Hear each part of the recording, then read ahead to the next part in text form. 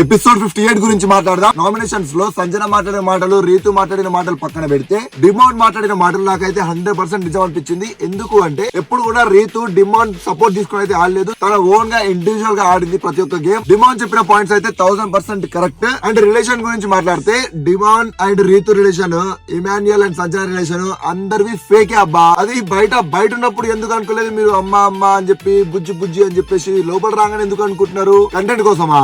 And end of the day demand మంచి decision తీసుకున్నావు, super. తనుజాక్క ఏమైందక్క? Bharani అన్న నిన్ను నెట్టేసిండ పోయేటప్పుడు. ఓడి అమ్మ నువ్వు కదా అక్క, ఆయన చేయి పట్టుకొని ఇట్లా అన్నది.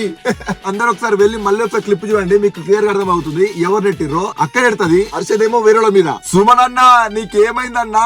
సేఫ్ గేమ్ ఇంకెన్ని రోజులు ఆడతామన్నా? నాకు అర్థం కాదు, కొంచెం బయటికి అరే సెల్ఫ్ నామినేట్ చేసుకోవడం ఏందయ్యా? నాకు అర్థం కాదు. అంత కష్టపడిపోయినావు కదా లోపలికి, సెల్ఫ్ గా నామినేట్ అయ్యి సెల్ఫ్ వచ్చేసావు బయటికి. నీకు పాయింట్స్ ఉంటే బరాబర్ ముఖం మీద చెప్పేసి నువ్వు సేవ్ అవ్వడానికి నువ్వు అబద్ధం ఆడతావా? ఏమని ఆపోజిట్ వాళ్ళని నామినేట్ చేయి. ఎప్పుడన్నా సెల్ఫ్ నామినేట్ అంటే అది సేఫ్ గేమ్ అవుతుంది, అవ్వకుండా చూసుకో. తనుజాక్క ఏమన్నా నువ్వు భరణి అన్నతోని ఏంది నిన్ను గేమ్ లోకి ఎందుకు పంపేయలేదు?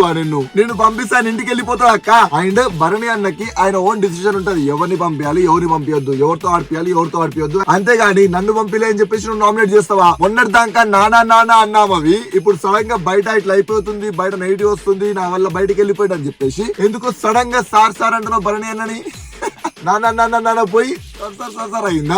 ఏమన్నా నువ్వు ఒక మాట, నా వల్ల నువ్వు బయటికి వెళ్ళావా, నా వల్ల నువ్వు బయటికి వెళ్ళావా, నా బాండింగ్ వల్ల నువ్వు బయటికి వెళ్ళావా అంటున్నావు అది భరణి అన్నని. అలాంటప్పుడు మరి నీ వల్ల పోనప్పుడు నీకెందుకు భయం? సార్ అని ఎందుకు అంటున్నావు? నాన్న అనొచ్చు కదా, సార్ ఎందుకు అంటున్నావు మధ్యలో? ఏమో అక్క. ఆయన తనుజాక్క నువ్వు ఇమాన్యుయల్ ని నామినేట్ చేసినామన్నా నువ్వు అక్కడ ఇమాన్యుయల్ ని. నాకు ఎవరు సపోర్ట్ చేయట్లేదు ఇంట్లో, నువ్వు ఊకే అనుకో నాకు సపోర్ట్ చేస్తారు అని చెప్పి అంట. అవునా? డే 1 నుంచి డే 57 వరకు ప్రతి ఒక్క హౌస్ మేట్ సపోర్ట్ చేస్తున్నారు. ఈవెన్ స్టార్ మా కూడా నీకు సపోర్ట్ చేస్తుంది అక్క. అండ్ ఇంకేమన్నా నువ్వు బల్బ్ విచ్చేసే టాస్క్ లో లాస్ట్ కి నువ్వు కళ్యాణ్ ఇమాన్యుయల్ మిగిలిరు. ఇమాన్యుల్ వచ్చి బల్బ్ వేస్తే నువ్వు సడన్ గా ఎవరు పేరు చెప్పినావు? విత్ ఇన్ సెకండ్స్ ఇమాన్యుయల్ పేరు చెప్పలేదా నువ్వు? మళ్ళీ ఏమంటారు ఇప్పుడు? విత్ ఇన్ సెకండ్స్ నేను చెప్పలేదు, అసలు ఆలోచించిన బాగా అంట.